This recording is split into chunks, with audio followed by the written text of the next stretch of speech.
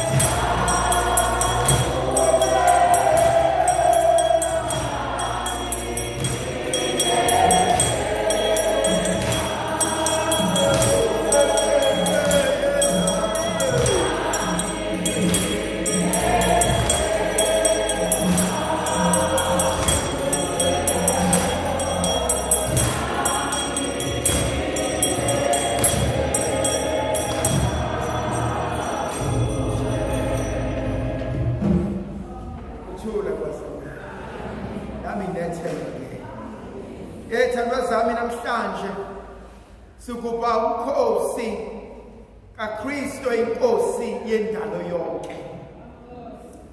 Uthi obhala kahle nabamgwazayo bayakumbona.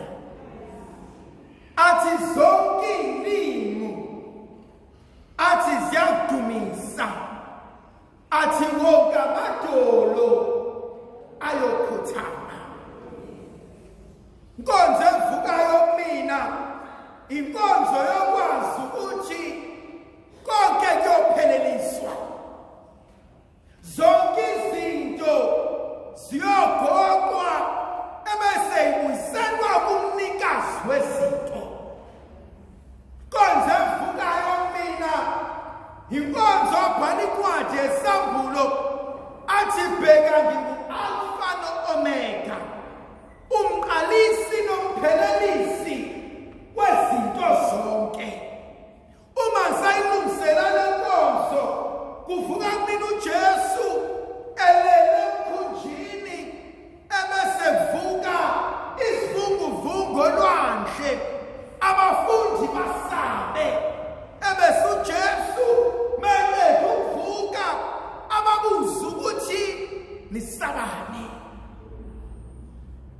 Angisaze sakhe isivunguvungu. Angizaze zakhe izinto ezivukayo. Angibazohamba nabe endleleni kodwa engikwaziyo ongozeli, ongalali, ongumqalisi nomphelelisi uthi angithembe yena. Khona inkonzo ebalulekile esiphilisayo yokwazi ukuthi nomelele, he's still in control. Noma sekameleni usakwazi okwenzeka ngaphandle. Uthi I'm the Alpha and the Omega. Athe ezwini lakhe athi ebolami, athe nalo ngomuntu wami, athi ngishintshe umuntu. Athi nezinto engizibekile engasoze zaguquka, athi kuyodlula izulu, athi kuyodlula umhlaba, athi izwi lami limilini laphakade. Umethe uNkulunkulu ngo-2020 uzophuma la. Uma abantu basemhlabeni ngo-2019 befake inkini lapha, kodwa izwi lakhe lithe ngo-2020 uzaphuma la. Owethu uNkulunkulu uNkulunkulu okwaziyo ukufohla. Bese bevimbile, bese bevalile, bese benqumile, bese benze konke. Athi nguye ongenguye, izwi lami alinashintshwa. Kuyavuka kumina ithando sami uma senza le nkonzo yokudumisa uKristu iNkosi yendalo yonke, ukubuza umbuzo ukuthi ulibeke iphi ithemba lakho. Utobhala incwadi kaJeremiya isahluko se-17 ivesi yesi-5 athi ubusisiwe umuntu othemba kuJehova nothemba lakhe lukuJehova, ngoba ufana nomuthi owakhiwe eduze komfula ompande zaso zihlezi zithola amanzi okuphila. Baningi abantu abathemba abanye abantu. Baningi abantu abathemba iy'lwane zabo. Baningi abantu abathemba iy'khwama zabo. Baningi abantu abathemba iy'gubhu zabo. Baningi abantu abathemba iy'ngqabo zabo. Baningi abantu abathemba abangibathayo. Wena uthembe bani? Ezakhe impande ziwela kumuphi umuthi? Ezakhe impande zincela ngaphi amanzi? Athi verse 7 athi uqale kusika umuntu othemba abantu nothemba lakhe lingumuntu. Ngoba umuntu ithandwa zami isidalwa esihlale siphenduka. Namhlanje nje sasunjeya, kodwa ikusasa lakhe nephakade lakhe awusoze walikonfirma. Athi verse 10 athi inhliziyo yimbi kunakho konke, athi ubani ongayazina. Yazi besiswele inkonzo yokusuka abantu, besiswele inkonzo yokuxewuka, besiswele inkonzo yokuba enkosini, besiswele inkonzo yokuthi mawungekho, mawungenami angisoze ngalunga. Besiswele inkonzo yokubuyela kuKristu. Sithi sengikwenze konke ngokwazi nokuqonda nokuhlakanipha. Athi ngihlulekile, athi obhala kahle, athi itshe abalahlaya bakhi, athi lona maqedane liphenduke nabanhloko yegumbi. Athi abakudelelekile abashwana abantu, abakudelelekile ezweni, athi kodwa uKristu uphakamisile wahlalisa namakhosi. Ngiyamthanda uDavide, athi noma ngijabule ethunzini lokufa, athi kodwa wena unami, athi untondolo lwakho, athi nodondolo lwakho, athi hlezi nami. Kodwa siqhubha namhlanje inkonzo kaKristu othembekile njalo, inkonzo kaKristu ohamba nathi njalo, inkonzo kaKristu oqonda konke ngempilo zethu. Athe bazukubi bethu bamasitela, athe nazi ihlazo lethu bangasipitha, athe wazi amanye lethu bangahlekisa ngathi. Thina namhlanje mina ngumqalisi womphilisi. Bangaka abaqala izinto ezibahlukile. Bangaka abantu abasitshalile bathi wena impilo yakho ila. Abazothwela ngenza noma yini ngawe. Bangaka abantu esiphila sicike bona. Bangaka abantu esicike uhelo wabo. Bangaka abantu abasicontrolayo. Thina namhlanje uNkulunkulu ushiya. Akubayeke, akungidedele mina ngibe yinkosi empilweni yakho.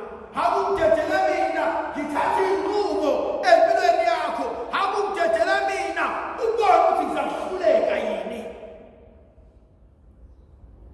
Inga yethu suke sathemba abantu kakhulu. Sakhohlwa ukuthi kahle kahle uyedwa uphethe impilo yakho. Yazi khona into engihlele ngiphila ngayo mina.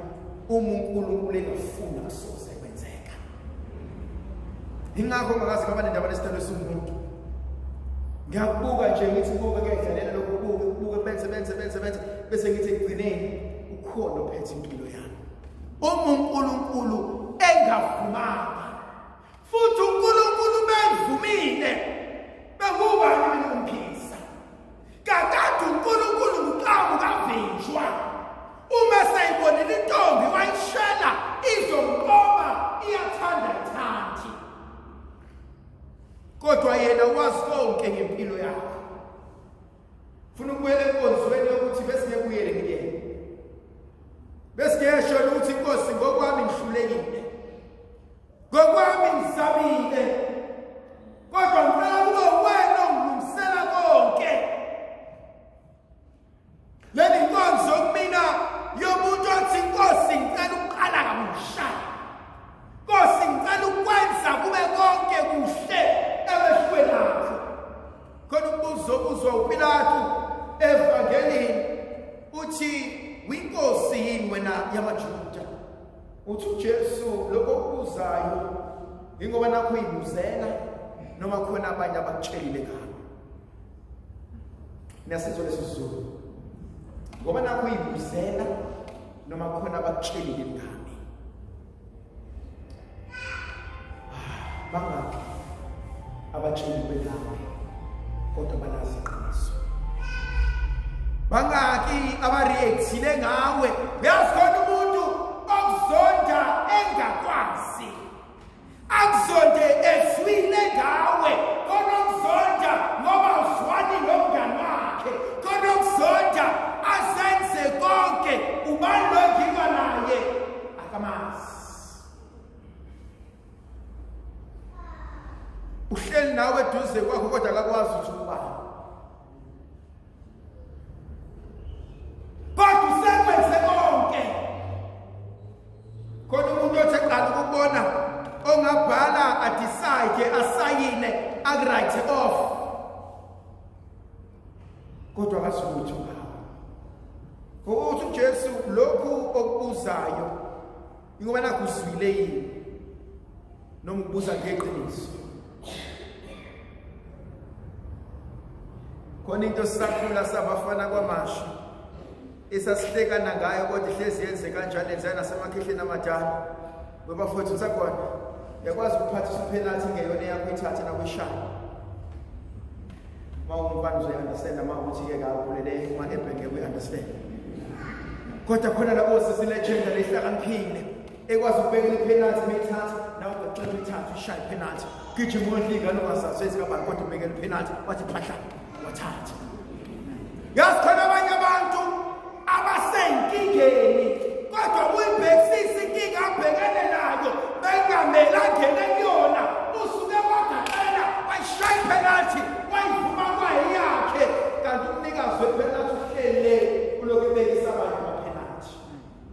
ndlovukazi yezulu ayibenathi sibuso sizivikele sikhanyisele ayisinika amandla negrasi elivela kuNkulunkulu somandla uyise benendodana nomoya ocebileyo